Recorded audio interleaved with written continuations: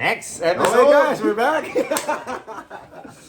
So, this is the second episode, mga amazing. Yung hindi pa nakapanood yung 1, nandun pa po, naka-upload na rin. Gio Halalon. Of course. Naging teammate mo? Hindi ko. Hindi mo naabutan to? Hindi ko si Gio eh. Okay, so Topic to ngayon, no? this is medyo broad, medyo disappointing tong topic na to. Dahil tayo din kasi, ikaw, you played 8 years as pro, you played 17 years. So medyo affected tayo dahil ayaw natin yung may ganyan sa basketball world natin eh. So sayang, no? Magaling yung bata. Magaling tong bata na to, matapang, palaban, defensive, point guard or shooting guard. So Maasahan ano mo ba siya. yung issue sa kanya? Of course, he got traded recently sa Northport Northport. from Magnolia. And Sino kapalit? Round pick sa ata, no? I'm not sure pero ang main topic natin ngayon is yung anong tawag ba dito? Yung inano sa kanya. Yung the reason why he got traded may binanggit na medyo abusive eh. Naki siya. Saka, At saka abusive siya and na-accuse siya. ng game fixing, no? And tayo, alam natin yung mararamdaman natin pag na-accuse ka ng ganyan. Saka mabigat yung dalawang accusations, no? Mabigat yung Oh yeah, hindi. Yung isang accusation, normal yan sa family. May nag-aaway sa family. That is normal. Kung na-trade siya dahil doon, so be it.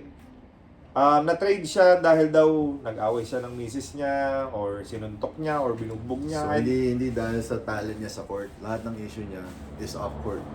Oo. Pero itong, yung specific na accusation sa kanya, yung word na sinabi, it is very hard to accept dahil basketball player din tayo, is yung selling games daw. I hope it's not true na kasi nabasa din lang namin and nagko-comment nga kayo na magbigay daw kami ng comment section or magbigay kami ng opinion with that. If ako yung nasa situation ni Gio Halalon,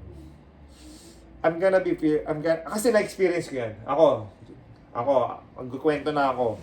College day ko. Tayo magkalaban, di ba? Oh yeah. You remember that? UST. Lamang kayo. Tapos natalo pa kami.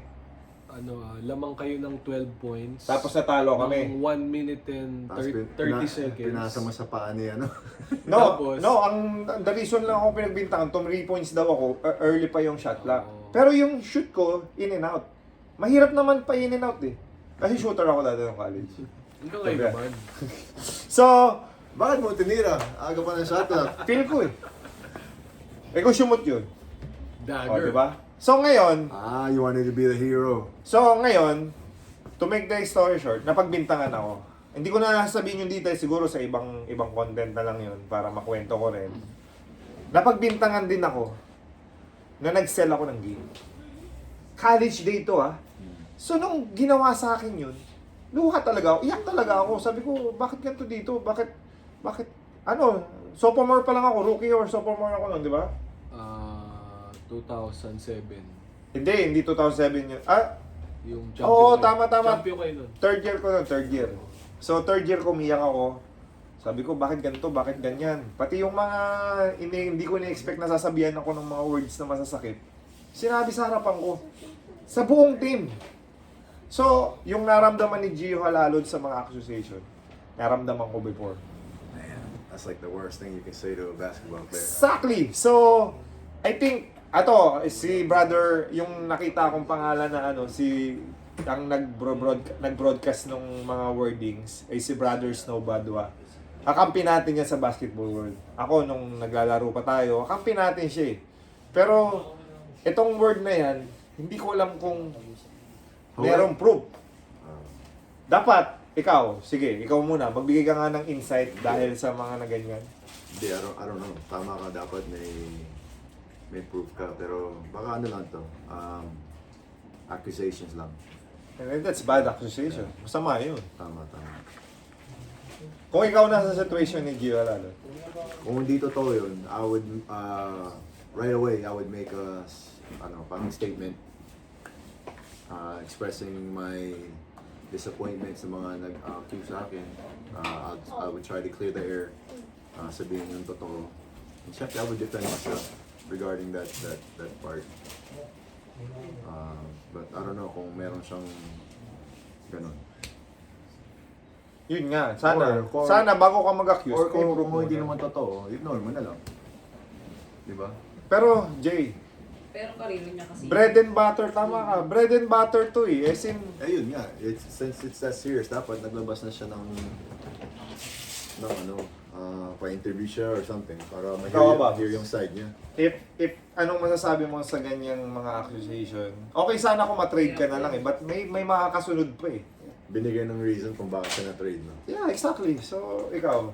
Well, ako, kung ma-accuse ako ng ganyan, kakausapin ko yung head coach ng kami lang. Sabihin ko sa kanya ang totoo na hindi ko po ginagawa yan. At the same time, makakausapin ko rin yung management, ng talagang lalaki sa lalaki, heart to heart na hindi ko po ginagawa yan. Tapos pag na-interview ako nung media, gano'n, tapos sabihin ko rin, parang sinasabi ni Kuya JJ, sabihin niyo, I will defend myself na ito po yung katotohanan. At yun nga, naglalaro ko para kay Lord, so hindi ko magagawa yung mga ganyang bagay. So yun, sabihin mo lang yung totoo. Pero pray din ako na Lord, guide mo naman ako na syempre masama loob ko ngayon na maging maganda pa rin ang game ko at syempre ma-clear na yung air. Kaya sabi ni Kuya JJ, matapos na malaman yung katotohanan. So yun. Pero paano kung totoo nga? Ano naman magiging niya sa career niya? Wala, labeled ka. As in, ang problema kasi dyan, if meron mang proof na regarding sa accusation, ibig sabihin, paano ba malalaman kung may proof na talagang may camera ba, may video na ganto ganyan, or na NBI, or kasi before marami ng ganyan, di ba? Mga na NBI. Pero kung galing sa team yan, hindi naman, never ko narinig ng team nagsabi ng ganyan eh. First time ko narinig yung, Exactly. first time ko narinig ganitong situation na ititate ka, tapos binigyan ng Label. reason why. Yeah, that's sad. So, Ang magiging problema niyan, bawat galaw mo, kunyari na-trade na siya sa North Fork, tapos nilabel siya ng ganyan, bawat kilos mo, imagine mo mag-miss ka lang. Halimbawa, nag-miss ka ng tira, nag-perfect ka ba? happens. Even layups. Oh, Nag-miss ngayon, ang nag-miss layup ka na layup. Pero, 20. Exactly! Nilabel ka na. Ang sakit, ang hirap kumilos Ganun ngayon. sasabihin sa'yo. Di ba? Ang hirap kumilos. So, Pero, mukhang naman matapang naman daw si Gio, tsaka palaban siya eh. hindi, pag-pray na lang natin. Hopefully, hindi totoo. Ipag-pray natin na accusation lang kasi Yeah. hindi ko alam sino talaga naglabas niyan. I hope hindi rin si Snow. I hope hindi ko alam, sana hindi totoo yung nasa write-up dahil nakasulat talaga eh. Kasi ang Facebook ngayon, ito ang problema natin ngayon sa Facebook.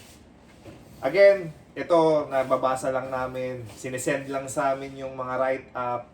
May mga pangalan pa ng mga nagsasabi kung sino sino yung nagsasabi. I hope anong tawag doon? False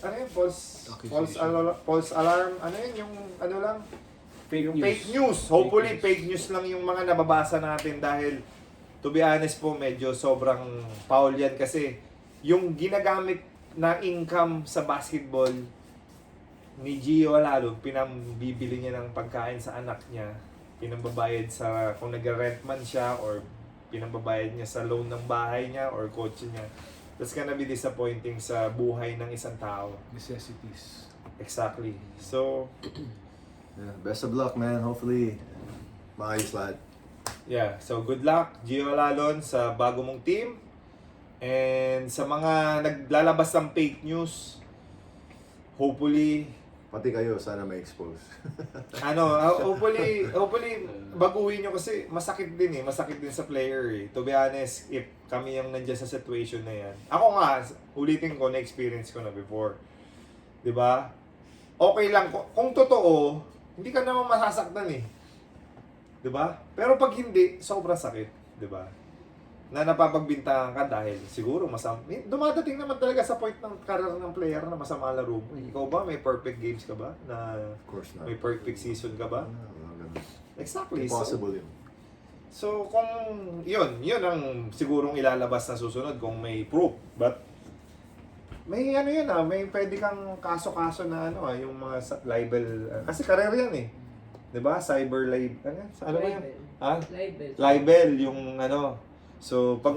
Cyberbullying. Cyberbullying. Oo, so, ibig sabihin, technically, nasa cyberbully siya dahil sa mga nilalabas na mga article. 'Di ba? Mm-mm. So, if mapatunayan na nilabas ng article tapos hindi wala namang proof, pwede niyang kasuhan ngayon. Di ba? Hindi ako lawyer. Pwede siguro siya pumunta kay Tulfo. Di ba? Kay Senator Tulfo, siya yung tagapagtanggol ng mga naapi. So, yun yung pwedeng mangyari. Alright, moving on. Alright, so tapos na po tayo for this session. Brother Gio Alalon, if gusto mo gamitin tong platform natin, gusto mong pumunta dito sa HQ, ready po tong HQ na to sa mga gantong bagay para mapagkwentuhan natin yung mga bagay-bagay. Diba? Tama? Accept Yes. natin siya dito? Of course. Invite mo. G. Yeah, man. If you, kung gusto mo marinig yung side mo, bro, punta ka dito, pag-usapan natin, and we'll try to clear the air. Yeah. Alright, so Next. Gio Lalon, stay amazing. And God bless sa'yo. And God bless sa bago mong team, ang Northport. Okay? Sponsor pa tayo? Oo. Yun na, next na. Okay. Thank you so much. And next, part 2 na to. Move na tayo Next. sa episode Dito naman ulit. 3. Dito papunta. Ang dadaan. Okay, So, next. Okay, yan. Okay, ano? Si Dylan overexposed.